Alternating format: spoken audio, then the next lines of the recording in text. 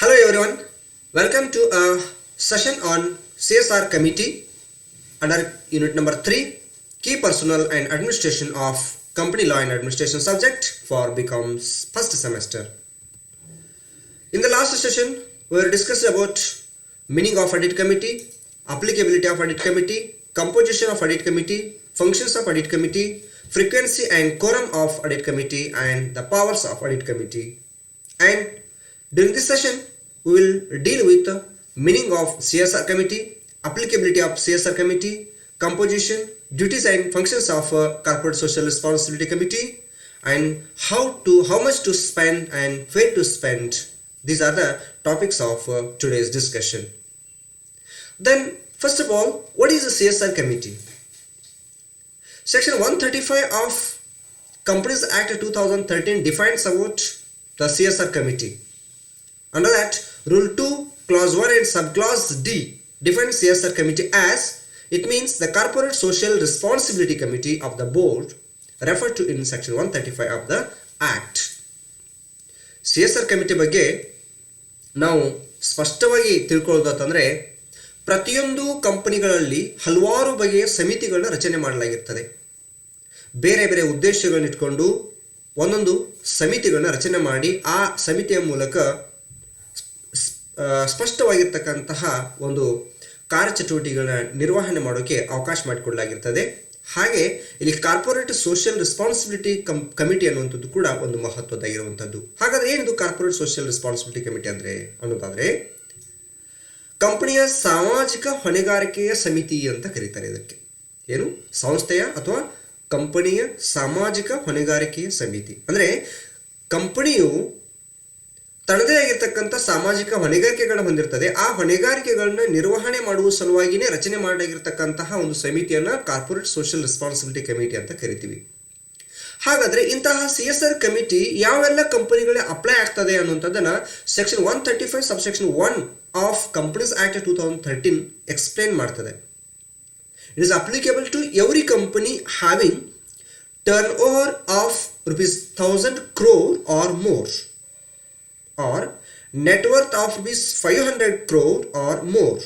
Likewise, net worth of ₹5 crore or more. This is what the applicability of CSR committee. ಅಂದರೆ ಯಾವೆಲ್ಲ ಕಂಪನಿಗಳು ಈ ಒಂದು ಕಾರ್ಪೊರೇಟ್ ಸೋಷಿಯಲ್ ರೆಸ್ಪಾನ್ಸಿಬಿಲಿಟಿ ಅನ್ನುವಂಥ ಕಮಿಟಿಯನ್ನು ಫಾರ್ಮೇಷನ್ ಮಾಡಬೇಕು ಆಗ್ತದೆ ಅಂತಂದರೆ ಯಾವ ಕಂಪನಿಯಲ್ಲಿ ಆ ಕಂಪನಿಯ ಒಟ್ಟು ಒಂದು ವರ್ಷದ ಟರ್ನ್ ಓವರ್ 1,000 ಕೋಟಿ ಅಥವಾ ಅದಕ್ಕಿಂತ ಮಿಗಿಲಾಗಿರುತ್ತೋ ಅವರು CSR ಕಮಿಟಿಯನ್ನು ಫಾರ್ಮೇಷನ್ ಮಾಡಲೇಬೇಕು. ದೆನ್ ಇನ್ನು ನೆಟ್ವರ್ತ್ ಆಧಾರದ ಮೇಲೆಯೂ ಕೂಡ ಅಂದರೆ ಸಂಪತ್ತಿನ ಆಧಾರದ ಮೇಲೆಯೂ ಕೂಡ ಈ ಒಂದು CSR ಕಮಿಟಿಯನ್ನು ಫಾರ್ಮೇಷನ್ ಮಾಡ್ತೀವಿ. ಅಲ್ಲಿ ಆ ಒಂದು ಕಂಪನಿಯ ನೆಟ್ವರ್ತ್ 500 ಕೋಟಿ ರೂಪಾಯಿ ಅಥವಾ ಅದಕ್ಕಿಂತ ಹೆಚ್ಚಾಗಿದ್ದರೆ ಆಗ CSR ಕಮಿಟಿ ಫಾರ್ಮೇಷನ್ ಮಾಡಬೇಕಾಗ್ತದೆ. ಅಥವಾ ಒಂದು ಕಂಪನಿಯ ನಿವ್ವಳ ಲಾಭ 5 ಕೋಟಿ ಅಥವಾ ಅದಕ್ಕಿಂತ ಹೆಚ್ಚು ಇದ್ದರೆ ಆಗಲೂ ಕೂಡ CSR ಕಮಿಟಿಯ ರಚನೆ ಮಾಡಬೇಕಾಗಿರ್ತಕ್ಕಂಥ ಅಗತ್ಯತೆ ಬರ್ತದೆ ಅಂತ ಹೇಳ್ಬಹುದು. ಇದು ಅಪ್ಲಿಕಬಿಲಿಟಿ ನೋಡೋದಾದ್ರೆ ಇದರ ಕಂಪೋಸಿಷನ್ ಯಾವ ಥರ ಮಾಡ್ತಾರೆ ಅಂದರೆ CSR ಕಮಿಟಿ ಒಳಗೆ ಯಾರ್ಯಾರು ಇರಬೇಕಾಗ್ತಾರೆ ಅನ್ನೋದನ್ನು ನೋಡೋದಾದ್ರೆ ಇಲ್ಲಿ ಕಂಪನಿಗಳನ್ನು 4 ಗುಂಪಾಗಿ ನಾವು ವರ್ಗೀಕರಣ ಮಾಡಬಹುದು. ಒಂದು ಲಿಸ್ಟೆಡ್ ಕಂಪನಿ ಅಂತೇಳಿ, ಇನ್ನೊಂದು ಅನ್ಲಿಸ್ಟೆಡ್ ಪಬ್ಲಿಕ್ ಕಂಪನಿ ಅಂತೇಳಿ, ಮತ್ತೊಂದು ಪ್ರೈವೇಟ್ ಕಂಪನಿ, ಮತ್ತೊಂದು ಫಾರಿನ್ ಕಂಪನಿ. ಈ 4 ಕಂಪನಿಗಳಿಗೆ ಅವ್ರದೇ ಆಗಿರ್ತಕ್ಕಂತಹ ಮಾನದಂಡಗಳನ್ನು ಆಧಾರವಾಗಿಟ್ಕೊಂಡು ಕಂಪನಿಯ ರಚನೆಯನ್ನು ಕಮಿಟಿಯ ರಚನೆಯನ್ನು ಮಾಡಬೇಕಾಗ್ತದೆ. ಹಾಗಾದರೆ ಲಿಸ್ಟೆಡ್ ಕಂಪನಿಯಲ್ಲಿ ಕಮಿಟಿ ಯಾವ ಥರ ರಚನೆ ಆಗ್ತದೆ ನೋಡೋದಾದರೆ 3 or more directors, at least one should be independent director. Listed company ಒಳಗೆ ಎಷ್ಟು ಜನ ಇರಬೇಕ್ರಿ? ಕನಿಷ್ಠ 3 ಜನ ಡೈರೆಕ್ಟರ್ ಇರಬೇಕು ಅಥವಾ 3ಕ್ಕಿಂತ ಹೆಚ್ಚಿರಬೇಕು. ಆ 3ರಲ್ಲಿ ಒಬ್ಬ ಡೈರೆಕ್ಟರ್ ಇಂಡಿಪೆಂಡೆಂಟ್ ಡೈರೆಕ್ಟರ್ ಇರಬೇಕು ಅಂದರೆ ಸ್ವತಂತ್ರ ನಿರ್ದೇಶಕರಾಗಿರಬೇಕು. ಸೊ ಈ ರೀತಿಯಾಗಿರ್ತಕ್ಕಂತಹ ಒಂದು ಕಂಪೋಸಿಷನ್ ನಾವು ಲಿಸ್ಟೆಡ್ ಕಂಪನಿಯಲ್ಲಿ ನೋಡೋದಾದ್ರೆ ಅನ್ಲಿಸ್ಟೆಡ್ ಪಬ್ಲಿಕ್ ಕಂಪನಿಯಲ್ಲಿ ಬೇರೆ ರೀತಿಯಾಗಿರ್ತಕ್ಕಂಥದ್ದನ್ನು ನಾವು ಇಲ್ಲಿ ಕಾಣಬಹುದು. ಒಂದು ಅಲ್ಲಿದ್ದ ಹಾಗೆಯೇ 3 ಜನ ಕಡ್ಡಾಯವಾಗಿ ನಿರ್ದೇಶಕರು ಈ ಒಂದು ಕಮಿಟಿಯಲ್ಲಿ ಇರಬೇಕು. ಹಾಗೆ ಆ 3ರಲ್ಲಿ ಯಾರೊಬ್ಬರು ಕೂಡ ಇಂಡಿಪೆಂಡೆಂಟ್ ಡೈರೆಕ್ಟರ್ ಆಗುವ ಅಗತ್ಯತೆ ಇರಲ್ಲ. ಯಾರು ಬೇಕಾದವರು ಈ ಒಂದು ಕಂಪನಿ ಒಳಗೆ ದಟ್ ಕಮಿಟಿ ಮೆಂಬರ್ಸ್ ಆಗೋಕ್ಕೆ ಅವಕಾಶ ಇದೆ. ಹಾಗೆಯೇ ಪ್ರೈವೇಟ್ ಕಂಪನಿಯಲ್ಲಿ ಯಾವ ರೀತಿ ಕಂಪೋಸಿಷನ್ ಇದೆ ನೋಡೋದಾದ್ರೆ ಇಲ್ಲಿ ಕೂಡ ಕಡ್ಡಾಯವಾಗಿ 3 ಜನ ನಿರ್ದೇಶಕರು ಸದಸ್ಯರಾಗಿರಬೇಕು. Then if 2 directors on board with 2 directors, ಒಂದು ವೇಳೆ ಆ ಕಂಪನಿ ಒಳಗೆ ಅಂದ್ರೆ ಆ ಪ್ರೈವೇಟ್ ಕಂಪನಿ ಒಳಗೆ 2 ಜನ ಡೈರೆಕ್ಟರ್ಸ್ ಇದ್ರು ಅಂತಂದ್ರೆ ಅವಾಗ ಆ 2 ಜನನು ಕೂಡ ಈ ಒಂದು CSR ಕಮಿಟಿಯಲ್ಲಿ ಡೈರೆಕ್ಟರ್ಗಳಾಗಿರ್ಬೇಕಾಗ್ತದೆ. ಹಾಗೆ ನೀನು ಫಾರಿನ್ ಕಂಪನಿಯಲ್ಲಿ ಯಾವ ತರ ಈ ಒಂದು CSR ಕಮಿಟಿ ಕಂಪೋಸಿಷನ್ ಆಗ್ತಿತ್ತು ನೋಡೋದಾದ್ರೆ 2 or more persons, one nominated by foreign company and one director resident in mentioned to receive notice on behalf of company. ಇಲ್ಲಿ ಕನಿಷ್ಠ 2 ಜನ ಡೈರೆಕ್ಟರ್ಸ್ಗಳು ಈ ಒಂದು ಕಂಪನಿಯಲ್ಲಿ ನಿರ್ದೇಶಕರಾಗಿರ್ಬೇಕಾಗಿರ್ತದೆ. ಹಾಗೆಯೇ ಆ 2ರಲ್ಲಿ ಒಬ್ಬರು ಫಾರಿನ್ ಕಂಪನಿ ನಾಮಿನೇಟ್ ಮಾಡಿದವರಾಗಿರಬೇಕು ಮತ್ತು ಇನ್ನೊಬ್ಬರು ರೆಸಿಡೆಂಟ್ ಡೈರೆಕ್ಟರ್ ಆಗಿರಬೇಕು. ಸೊ ಈ ರೀತಿಯಾಗಿರ್ತಕ್ಕಂಥ ಕಂಪೋಸಿಷನ್ ಅನ್ನ ನಾವು listed company, unlisted public company, private company ಮತ್ತು ಫಾರಿನ್ ಕಂಪನಿಗಳಲ್ಲಿ ನೋಡ್ತಾ ಇದ್ದೀವಿ. ಹಾಗಾದ್ರೆ ಈ CSR ಕಮಿಟಿಯ ಡ್ಯೂಟೀಸ್ ಅಥವಾ ಫಂಕ್ಷನ್ಸ್ಗಳು ಏನಿವೆ ಅನ್ನೋದು ನೋಡೋದಾದ್ರೆ first of all review past and current CSR activities of the company. ಅಂದರೆ ಹಿಂದಿನ ಮತ್ತು ಸದ್ಯದಲ್ಲಿರ್ತಕ್ಕಂತಹ ಕಂಪನಿಯ ಸಾಮಾಜಿಕ ಹೊಣೆಗಾರಿಕೆಗಳ ಚಟುವಟಿಕೆಗಳು ಏನೇನಿವೆ ಅವುಗಳನ್ನ ರಿವ್ಯೂ ಮಾಡೋದು, ಅಂದರೆ ದಟ್ ಪುನರಾವಲೋಕನ ಮಾಡುವಂತಹ ಒಂದು ಕೆಲಸ ನಡೀತದೆ. ಜೊತೆಗೆ ಎಕ್ಸಾಮೈನ್ ಮಾಡೋದು. ಎಕ್ಸಾಮೈನ್ ಏನು ಮಾಡೋದು? ದೇರ್ ಅಲೈನ್ಮೆಂಟ್ ವಿತ್ ಶೆಡ್ಯೂಲ್ 7, ಕಂಪನಿಗಳ ಕಾಯ್ದೆ 2013ರ ಶೆಡ್ಯೂಲ್ 7ರಲ್ಲಿ ನೀಡಿರ್ತಕ್ಕಂತಹ ಕೆಲವೊಂದಿಷ್ಟು ಪ್ರಮುಖವಾಗಿರ್ತಕ್ಕಂಥ ಮಾನದಂಡಗಳಿವೆ. ಆ ಮಾನದಂಡಗಳ ಅನ್ವಯವಾಗಿಯೇ ಕಾರ್ಪೊರೇಟ್ ಸೋಷಿಯಲ್ ರೆಸ್ಪಾನ್ಸಿಬಿಲಿಟಿಗಳು ಅದಾವೋ ಇಲ್ಲೋ, ಆ ರೀತಿಯಾಗಿರ್ತಕ್ಕಂಥ ಚಟುವಟಿಕೆಗಳನ್ನ ಇವರು ಹಮ್ಮಿಕೊಂಡಿದ್ದಾರೋ ಇಲ್ಲೋ ಅನ್ನುವಂಥದ್ದನ್ನ ಇವರು ಎಕ್ಸಾಮೈನ್ ಮಾಡ್ತಾರೆ. Then researching on national and local development priorities and setting up relevant CSR activities for the company. So ಇದು ಇವರು ಕಂಟಿನ್ಯೂಸ್ ಆಗಿ ಅದನ್ನು ರಿಸರ್ಚ್ ಮಾಡ್ತಾ ಹೋಗ್ತಾರೆ. ರಾಷ್ಟ್ರೀಯ ಮತ್ತು ಸ್ಥಳೀಯ ಅಭಿವೃದ್ಧಿಗೆ ಅನುಗುಣವಾಗಿ ಯಾವ ರೀತಿಯಾಗಿರ್ತಕ್ಕಂತಹ ಚಟುವಟಿಕೆಗಳನ್ನ ಈ CSR ಮೂಲಕ ಕಂಪನಿ ಹಮ್ಮಿಕೊಳ್ಬೇಕಾಗ್ತದೆ ಅನ್ನುವಂಥದ್ದನ್ನು ಇವರು ಡೆವಲಪ್ ಮಾಡ್ತಾ ಹೋಗ್ತಿರ್ತಾರೆ. Then studying the CSR practices of other companies and learning from their experiences. So ತಮ್ಮ ಕಂಪನಿ ಮಾತ್ರ ಈ ಒಂದು CSR ಪ್ರಾಕ್ಟೀಸಸ್ಗಳನ್ನು ಸ್ಟಡಿ ಮಾಡೋದಲ್ಲೇ ಬೇರೆ ಕಂಪನಿಗಳು ಯಾವ ರೀತಿಯಾಗಿರ್ತಕ್ಕಂತಹ ಸಾಮಾಜಿಕ ಹೊಣೆಗಾರಿಕೆಗಳನ್ನ ಹಮ್ಮಿಕೊಂಡಿದ್ದಾರೆ ಮತ್ತು ಅವರಿಂದ ನಾವು ಏನೆಲ್ಲ ತಿಳ್ಕೊಳ್ಬಹುದು, ಅವರ ಅನುಭವಗಳು ಏನು ಅನ್ನುವಂಥದ್ದನ್ನ ಇಲ್ಲಿ ಸ್ಟಡಿ ಮಾಡುವಂಥದ್ದು ಕೂಡ ನಾವು ಇಲ್ಲಿ duties and functions of CSR committee ಅಂತ ಹೇಳ್ಕೊಳ್ಬಹುದು. Then formulate and recommend to board of directors the CSR policy listing the activities to be undertaken by the company and to lay down what those policies would imply in terms of the company's vision, mission and its core business area. So ಇವ್ರು ಏನು ಮಾಡ್ತಾರೆ, ಮತ್ತೆ board of ಡೈರೆಕ್ಟರ್ಸ್ಗಳಿಗೆ ಶಿಫಾರಸುಗಳನ್ನು ಮಾಡ್ತಾರೆ. ಏನು ಶಿಫಾರಸು ಮಾಡ್ತಾರಪ್ಪ ಅಂತಂದ್ರೆ CSR ಪಾಲಿಸಿಗಳು ಏನೇನು ಮಾಡ್ಕೊಳ್ಬೋದು, ಹೊಸ ರೀತಿಯಾಗಿರ್ತಕ್ಕಂತಹ ಪಾಲಿಸಿಗಳು ಯಾವ ಥರ ಮಾಡ್ಕೊಳ್ಬೋದು, ಸೊ ಅವುಗಳನ್ನ ಯಾವ ಥರ ನಮ್ಮ ಕಂಪನಿಯ ವಿಷನ್, ಮಿಷನ್ ಮತ್ತು ಇದರ ಕೋರ್ ಬಿಸ್ನೆಸ್ ಏರಿಯಾಗೆ ಸಂಬಂಧಪಟ್ಟ ಹಾಗೆ ಯಾವ ರೀತಿ ಅವುಗಳನ್ನ ನಾವು ನಮ್ಮ ಕಂಪನಿಯಲ್ಲಿ ಪ್ರಾಕ್ಟೀಸ್ಗೆ ತಗೊಂಡು ಬರಬಹುದು ಅನ್ನುವಂಥದ್ದನ್ನು ಇಲ್ಲಿ ಇವರು ರಿಕಮೆಂಡ್ ಮಾಡ್ತಾರೆ. Then recommend the amount of expenditure to be incurred. So very important, ಎಷ್ಟು ಅಮೌಂಟ್ ಆಫ್ ಎಕ್ಸ್ಪೆಂಡಿಚರ್ನ ನಾವು ಈ ಒಂದು CSR ಆಕ್ಟಿವಿಟೀಸ್ ಸಲುವಾಗಿ ಸ್ಪೆಂಡ್ ಮಾಡಬೇಕು ಅನ್ನುವಂತಹ ಶಿಫಾರಸನ್ನು ಕೂಡ ಈ ಒಂದು ಕಮಿಟಿ ಮೂಲಕನೇ ಮಾಡಲಾಗ್ತದೆ. Determine the mechanism for implementation. So ಈ ಒಂದು CSR ಆಕ್ಟಿವಿಟೀಸ್ಗಳನ್ನ ಇಂಪ್ಲಿಮೆಂಟ್ ಮಾಡಬೇಕಾಗಿತ್ತಂದ್ರೆ ಅದಕ್ಕೆ ಯಾವ ಥರ ಮೆಕ್ಯಾನಿಸಮ್ ಇರಬೇಕು ಅನ್ನೋದನ್ನು ಕೂಡ ಇವರು ಡಿಟರ್ಮೈನ್ ಮಾಡ್ತಾರೆ.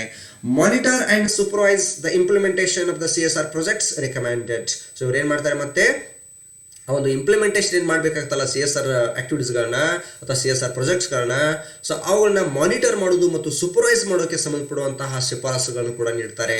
Then monitor the CSR policy of the company from time to time. ಆಗಿಂದಾಗ ಕಾಲಕ್ಕೆ ಇವ್ರು ಏನು ಮಾಡ್ತಾರೆ, ನಮ್ಮ ಕಂಪನಿಯ CSR ನೀತಿಗಳೇನಿವೆ ಅಂದರೆ ಕಾರ್ಪೊರೇಟ್ ಸೋಷಿಯಲ್ ರೆಸ್ಪಾನ್ಸಿಬಿಲಿಟಿಗಳ ನೀತಿಗಳೇನಿವೆ ಅವುಗಳನ್ನ ಮಾನಿಟರ್ ಮಾಡುವಂತಹ ಒಂದು ಮಹತ್ವದಾದಂತಹ ಕಾರ್ಯವನ್ನ ಇವರು ಮಾಡ್ತಾರೆ ಅಂತ ಹೇಳ್ಕೊಳ್ಬಹುದು. ಇವಿಷ್ಟು ಪ್ರಮುಖವಾಗಿರುವಂತಹವು. ಇದರಲ್ಲಿ ನೀವು ಹೆಚ್ಚಾಗಿ ಗಮನಿಸುವಂಥದ್ದು ಏನು ಅಂತಂದ್ರೆ ಇಲ್ಲಿ ದಟ್ CSR ಪಾಲಿಸಿಗಳನ್ನ ಫಾರ್ಮ್ಯುಲೇಟ್ ಮಾಡ್ತಾರೆ, CSR ಪಾಲಿಸಿಗಳನ್ನ ಮಾನಿಟರ್ ಮಾಡ್ತಾರೆ, ಇಂಪ್ಲಿಮೆಂಟೇಷನ್ ಮಾಡ್ತಾರೆ, ಎಕ್ಸ್ಪೆಂಡಿಚರ್ಗಳನ್ನ ಮಾನಿಟರ್ ಮಾಡ್ತಾರೆ ಅನ್ನುವಂಥದ್ದನ್ನ ಇಲ್ಲಿ ಪ್ರಮುಖವಾಗಿ ನಾವು ಗಮನಿಸಬಹುದಾಗಿರ್ತದೆ.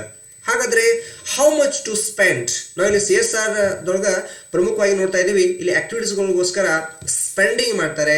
ಹಾಗಾದ್ರೆ ಎಷ್ಟು ಸ್ಪೆಂಡ್ ಮಾಡಬೇಕು ಅನ್ನುವಂಥದ್ದು ಬಹಳಷ್ಟು ಮಹತ್ವದಾಗ್ತದೆ. ಸೊ ಇಲ್ಲಿ ದಟ್ ಕಂಪನೀಸ್ ಆಕ್ಟ್ ಹೇಳ್ತದೆ at least 2% of the average net profit in 3 immediately preceding financial year ಅಂತ ಹೇಳ್ತಾರೆ. ಅಂದರೆ ಹಿಂದಿನ ಅಂದರೆ ಈ ವರ್ಷ ಅಲ್ಲದೆ ಅದರ ಹಿಂದಿರ್ತಕ್ಕಂತಹ 3 ಫೈನಾನ್ಷಿಯಲ್ ಇಯರ್ಗಳೊಳಗೆ ಬಂದಿರತಕ್ಕಂತಹ ಅವರೇಜ್ ನೆಟ್ ಪ್ರಾಫಿಟ್ ಏನಿರ್ತದೆ ಅದರ 2% ನಾವು ಸ್ಪೆಂಡ್ ಮಾಡಬೇಕಾಗ್ತದೆ ಅನ್ನುವಂಥದ್ದನ್ನು ಇಲ್ಲಿ ಗಮನಿಸಬಹುದಾಗಿದೆ. Then net profit find out ಮಾಡಬೇಕಾದ್ರೆ ಯಾವ ಥರ ನೆಟ್ ಪ್ರಾಫಿಟ್ ಫೈಂಡ್ ಔಟ್ ಮಾಡೋದು ಅನ್ನೋದು ನೋಡೋದಾದ್ರೆ, profit as per the new act. So companies act 2013 ಪ್ರಕಾರ ವರ್ಟಿಕಲ್ ಫಾರ್ಮ್ ಪ್ರಕಾರ ನಾವು ಏನೋ ಒಂದು that statement of assets and liabilities ಮತ್ತು statement of profit and loss account ಮಾಡ್ತಿರ್ತೀವಿ. ಆ ಒಂದು ಸ್ಟೇಟ್ಮೆಂಟ್ನಲ್ಲಿ ಬಂದಿರತಕ್ಕಂತಹ ಪ್ರಾಫಿಟ್ ಏನಿದೆಯೋ ಅದನ್ನು ತಗೊಳ್ಬೇಕು. ಅದರಲ್ಲಿ profit from operations outside India, ಅಂದರೆ ಬೇರೆ ದೇಶದಿಂದ ನಮಗೆ ಏನಾದರೂ ಲಾಭ ಬಂದಿದ್ರೆ ಆ ಬಿಸ್ನೆಸ್ನಲ್ಲಿ ಅದನ್ನು ಸಬ್ಸ್ಟ್ರಾಕ್ಟ್ ಮಾಡಬೇಕು. ಆನಂತರ dividend received from Indian company that has already B expanded in CSR. So ನಾವು ಡಿವಿಡೆಂಡ್ ಇಂಡಿಯನ್ ಕಂಪನಿಯಿಂದ ಪಡೆದಿರ್ತಕ್ಕಂಥ ಡಿವಿಡೆಂಡ್ ಏನಾದರೂ ಇದ್ದರೆ ಅದನ್ನು ಕೂಡ ಸಬ್ಸ್ಟ್ರಾಕ್ಟ್ ಮಾಡಬೇಕು.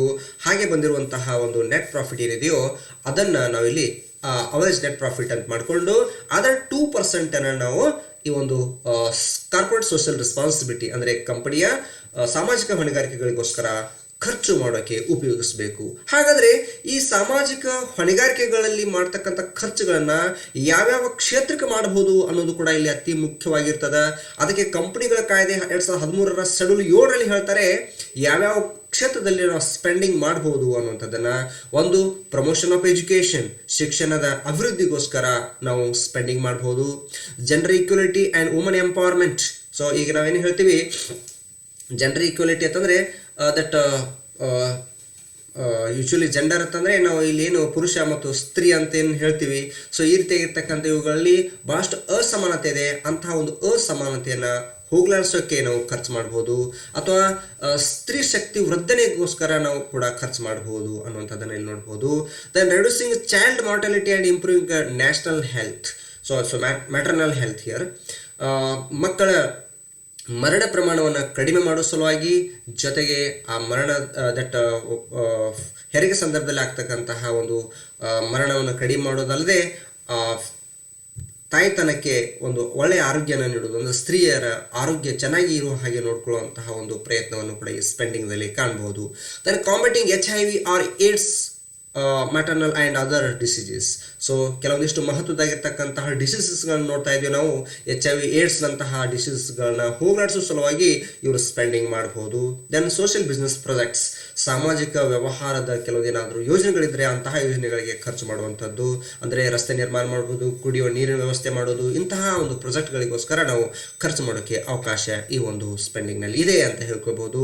ದೆನ್ ಎನ್ವೈರ್ಮೆಂಟಲ್ ಸಸ್ಟೈನಬಿಲಿಟಿ, ಅಂದರೆ ನಾವು ಈ ಒಂದು ಅರಣ್ಯ ಅಭಿವೃದ್ಧಿಗೋಸ್ಕರ ಆಗಿರ್ಬೋದು, ಅಥವಾ ಜಲ ಸಂವರ್ಧನೆಗೋಸ್ಕರ ಆಗಿರ್ಬೋದು, ಅಥವಾ ಆಕ್ಸಿಜನ್ ರಿಲೇಟೆಡ್ ಏನಾದರೂ ನಾವು ಒಂದು ಪ್ರಾಜೆಕ್ಟ್ಗಳನ್ನ ಹಮ್ಮಿಕೊಳ್ಳೋದಾಗಿರ್ಬೋದು, ಅಂತಹ ಒಂದು ಪ್ರಾಜೆಕ್ಟ್ಗಳಿಗೆ ಖರ್ಚು ಮಾಡೋಕ್ಕೆ ನಮಗೆ ಅವಕಾಶ ಇರ್ತದೆ. Then employment enhancing vocational skills, ಅಂದರೆ ಉದ್ಯೋಗನ ಹೆಚ್ಚು ಮಾಡುವ ಸಲುವಾಗಿ ನಾವು ದಟ್ ಕೌಶಲ್ಯ ಅಭಿವೃದ್ಧಿ ಕಾರ್ಯಕ್ರಮಗಳನ್ನ ಹಮ್ಮಿಕೊಳ್ಳೋಕ್ಕೆ ಕೂಡ ನಾವು ಈ ಒಂದು ಖರ್ಚುಗಳನ್ನ ಮಾಡಬಹುದಾಗಿರ್ತದೆ. Other matters as may be prescribed. So ಇವಲ್ಲದೆ ಮತ್ತೇನಾದರೂ ಯಾವುದಾದ್ರೂ ಮ್ಯಾಟರ್ಸ್ಗಳನ್ನ ಅದು ಸಮಾಜಕ್ಕೆ ಅನುಕೂಲ ಆಗ್ತದೆ ಅನ್ನುವಂಥದ್ದು ಕಂಡು ಬಂದರೆ ಅಂಥವುಗಳಿಗೂ ಕೂಡ ನಾವು ಖರ್ಚು ಮಾಡೋಕ್ಕೆ ಈ ಒಂದು CSR ಫಂಡನ್ನು ಯೂಸ್ ಮಾಡ್ಕೊಳ್ಬೋದು. ಅಂದರೆ 2% ಆಫ್ ನೆಟ್ ಪ್ರಾಫಿಟ್ ಅಂತ ಹೇಳ್ತೀವಲ್ಲ ಅದನ್ನು ಯುಟಿಲೈಸ್ ಮಾಡ್ಕೊಳ್ಳೋಕ್ಕೆ ಅವಕಾಶ ಇರ್ತದೆ. ಜೊತೆಗೆ eradication of hunger and poverty, ನಾವು ಏನು ಬಡತನ ಮತ್ತು ದಟ್ ಉಪವಾಸ ಅನ್ನುವಂಥದ್ದು ಇರ್ತದಲ್ಲ ಅಂತಹವುಗಳನ್ನು, ಅಂದರೆ ದಟ್ ಭಾಳಷ್ಟು ಜನ ನಮ್ಮ ದೇಶದಲ್ಲಿ ಆಗಲಿ ಪ್ರಪಂಚದಲ್ಲಿ ಹಂಗರ್ನಿಂದ ಬಳಲ್ತಿರ್ತಾರೆ, ಬಡತನದಿಂದ ಬಳಲ್ತಾ ಇದ್ದಾರೆ. ಅಂತಹ ಒಂದು ಬಡತನವನ್ನು ನಿರ್ಮೂಲನೆ ಮಾಡೋ ಸಲುವಾಗಿ ನಾವು ಖರ್ಚು ಮಾಡೋಕ್ಕೆ ಈ CSR ಫಂಡನ್ನು ಯುಟಿಲೈಸ್ ಮಾಡ್ಕೊಳ್ಬೋದು ಅನ್ನುವಂಥದ್ದನ್ನು ಗಮನಿಸಬಹುದಾಗಿದೆ. So these are the few important things which are related to the CSR fund, the corporate social responsibility fund. ಎಷ್ಟು ಅಮೌಂಟನ್ನು ನಾವು ಸ್ಪೆಂಡ್ ಮಾಡ್ಬೋದು ಮತ್ತು ಯಾವ್ಯಾವ ಕ್ಷೇತ್ರದಲ್ಲಿ ನಾವು ಸ್ಪೆಂಡ್ ಮಾಡೋಕ್ಕೆ ಅವಕಾಶ ಇದೆ ಅನ್ನುವಂಥದ್ದನ್ನು ನಾವು ನೋಡಿದ್ದೀವಿ. So dear students, throughout this session we were discussed about the meaning of CSR committee, applicability, composition of committee, duties and functions of the CSR committee, how much to spend from the CSR fund and where to spend from the CSR fund. These are the important things which we were discussed in this session. In the next session we will discuss about one important topic, that is company secretary. Thank you.